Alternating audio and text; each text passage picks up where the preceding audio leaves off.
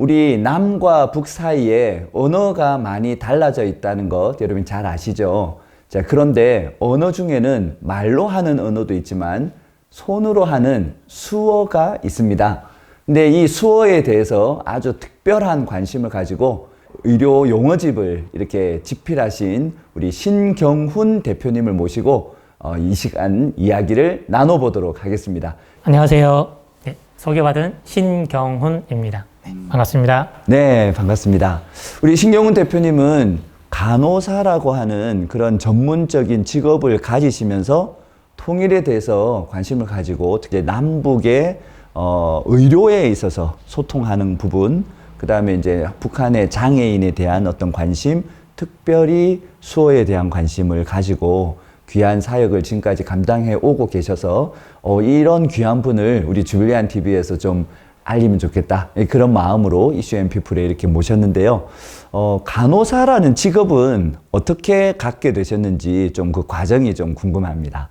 한국미랄 선교단에서 자원봉사를 하면서 어떤 직업이 장애인들한테 도움이 될까 그런 분야에서 일하고 싶었기 때문에 그래서 고민을 했었습니다. 뭐 특수교육도 생각을 했었고 사회복지사, 뭐 물리치료사 생각했었는데 간호학과 가는 게 좋을 것 같다는 생각이 들어서 그래서 이제 간호학과를 선택하게 됐습니다. 근데 이제 간호학과를 선택한 건 뭐 일반적이라고 할 수 있는데 이게 또 통일하고 연결되는 건 또 다른 차원이란 말이에요. 그러니까 통일에 대해서는 어떻게 관심을 갖고 하나님의 소명을 갖게 되었는지도 궁금해요. 수호 통역사에 대해서 좀 관심을 갖게 됐었습니다. 그래서 설마 제가 이제 이쪽으로 오리라는 거는 생각을 못 했었는데요. 제가 2001년도에 입사를 했었거든요. 거의 학교 다닐 때도 CCC를 했기 때문에 이제 CCC 편지라고 매달 이렇게 나오는 그 책이 있습니다. 그래서 거기에 개성병원에 의료봉사를 가는 간호사 선생님의 그런 글이 써 있더라고요. 그래서 개성병원? 좀 관심이 생기더라고요. 북한에 갈 수 있는 기회가 생기겠네.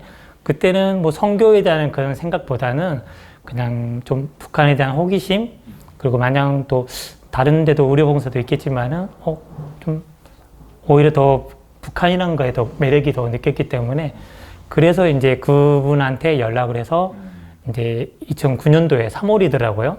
3월 달에 이제 처음 이제 개성병원에 가게 됐습니다. 그게 이제 시초가 돼서 개성병원에 가보신 적이 있으세요? 예, 갔었습니다. 그래서 네.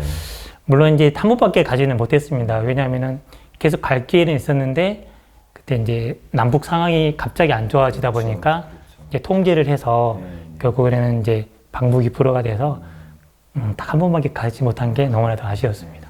그러면 이제 CCC에서 활동하고 네. 어떤 그 신앙을 배운 그것이 통일로 잘 또 연결할 수 있는 그런 통로가 됐군요. 네, 저희 CCC에서 그때 이제 하나반도 의료요람이라고 북한 의료 선교를 전담으로 하는 이제 그 선교 단체를 하나를 만드셨습니다. 그래서 이제 거기에 제가 이제 2015년도부터 활동을 했는데 거기에는 이제 탈북민 간호사들도 있고 탈북민 이제 의사도 있고 물리치료사 이렇게 탈북민 출신의 의료진들이 모임이 있습니다. 그분들하고 이제 활동하고 모임을 가지다 보니까 이쪽에 마음을 더 굳히게 되었습니다. 과거에는 뭐 북한에 이제 장애인 없다 이렇게 이제 부인을 하다가 최근에는 이제 장애인 올림픽에도 선수를 내보내고 또 나름대로 이제 장애인 연합회 같은 것도 만들고 뭐 그런 변화가 좀 있는 것 같은데 북한의 이제 장애인에 대한 어떤 현황이라든지 좀 소개해 주실 수 있을까요? 통계를 보니까 최근 통계라 해도 2016년 통계가 있더라고요. 그래서 북한 인구가 그 당시에 뭐 2,500만 명이었는데 장애인 인구가 한 140만 명, 그리고 이제 청각 장애인은 한 34만 명 정도가 있더라고요. 김정은 시대에 들어와서 많이 좀 바뀌었습니다. 장애인들을 위한 뭐 언어 치료라든지 재활 치료, 척추 재활 센터도 생기고 장애인 어린이 전용 병원도 따라 세우고 그런 센터들이 많이 좀 생겨나더니 변화가 왔더라고요. 과거에 비해서 네. 지금 북한에 어떻게 보면 이제 그런 게 긍정적인 변화라고 네. 할 수 있지 않겠어요? 네. 근데 한국 사회 안에서는 여전히 그 북한의 어떤 긍정적인 변화에 대해서 인정하지 않으려고 하는 그런 좀 움직임이 있는 것 같은데 무슨 그런 건 제가 보여주기식이다. 실제로는 그렇게 뭐 장애인들에 대한 인권이라 이런 거 생각 안 한다. 이런 이제 반론이 있을 수 있다고 생각이 돼요. 혹시 우리 신경훈 대표님이 그런 반론에 대해서 좀 어떻게 이야기를 해주고 싶으신지. 뭐 이유와 동기가 어떻든 간에 저는 이제 그래도 북한에서 장애에 대해 관심을 가지고 신경을 쓰고 있다는 것에 대해서는 저는 좀 긍정적으로 생각하고 있고요.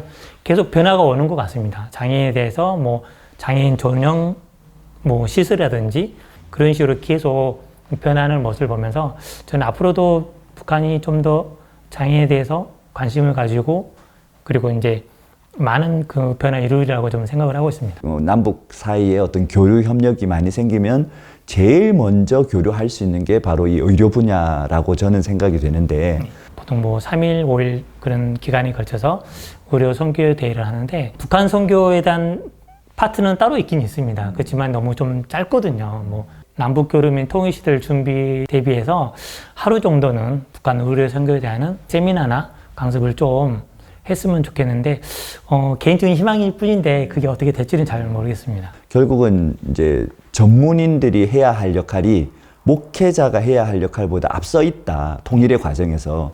그런 면에서 건축이라든지 아니면 엔지니어들 더 많은 전문인들이 통일에 대해서 관심을 가지고 그런 분야의 통일의 어떤 영역이 넓혀질 수 있도록 우리 그리스도인들이 많은 역할들을 좀 하면 좋겠다. 그런 기대를 우리 신경훈 대표님 바라보면서 갖게 됩니다. 그런 어떤 관심들을 가지고 실제적으로 우리 신경훈 대표님이 이제 활동하고 있는 이야기를 좀 해주시면 좋을 것 같아요. 왜냐하면 어떤 다른 분들도 나도 관심이 있는데 어떻게 할 수 있지? 그게 이제 결국 누군가 앞서간 사람들을 보면서 이제 자취를 또 따라가는 거니까 그 통일에 대한 관심과 또한 간호사라고 하는 전문적인 직업을 가지고 어떻게 통일에 대해서 지금 활동을 하고 계신지 좀 소개를 해 주십시오. 탈북민 학생들이 그 학업을 따라가는데 너무 어려워하거든요. 초창기 때는 몇 년 전만 해도 뭐 10명이 이제 탈북민 간호학생들이 입학을 하게 되면 뭐 반은 중간에 포기하고 다른 학과로 전과를 한다든지 전공 소중 같은 경우도 공부하는 데 좀 많이 부족합니다. 맨투맨식으로 해가지고 연결해줘서 같이 이제 학업 지도도 많이 하고 있고요. 그런 식으로 이제 활동을 좀 하고 있습니다. 기회가 된다면은 저희가 이제 그 탈북민들이 또 이제 태국이나 캄보디아를 거쳐서 많이 그 한국에 넘어오잖아요. 그래서 탈북민과 같이 의료 봉사를 또 태국이나 캄보디아에 가서 그 이제 자기 거쳐온 과정을 좀 바라보면서 또 이제 통일 선교에 대한 비전도 품고 그런 것도 많이 또 생각을 하고 있습니다.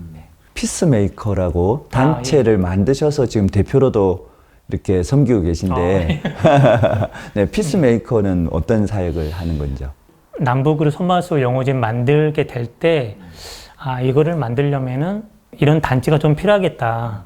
북한 수호에 대해서 연구하는 단체는 좀 있어요. 그렇지만 이제 방향성 이런 게 좀 다르기 때문에 탈북민 농아인 선교하시는 그 농아인 전도사님도 계시거든요. 그래서 이런 이제 사역을 좀 하고 싶은데 관심 있으시는지 그래서 이제 같이 이제 모여서 이렇게 단체를 만들었는데요. 주로 이렇게 제가 생각하는 이 단체는 이제 탈북민 간호학생들 물론 이제 학업 지도도 있겠지만은 저는 이제 간호사이기 때문에 의료 지원도 하고 하는 목적도 있고 주 목적은 이제 탈북민 농인이 국내에 왔을 때 수호 통역도 어떻게 지원할 것인지 의료적인 면도 어떻게 지원할 것인지 중국에 있는 또 탈북민 또 농인도 좀 있다고 들었습니다. 그래서 그런 사람들 어떻게 지원할 건지 장기적인 안목에서 이렇게 세웠는데요. 아직은 활동이 생각보다 미비합니다. 이렇게 이제 1년도 안 됐기 때문에 좀 부끄럽습니다.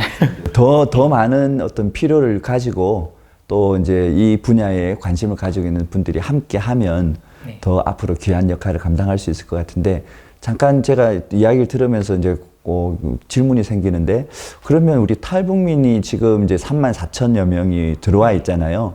그런데 그분들 중에 그럼 농아인은 몇 분이나 되실까? 뭐 그런 생각이 들었는데요. 한국에 이제 농아인이 2명 있습니다. 여자분 2분 있으시고 남자분이 2019년에 한번 들어왔었습니다.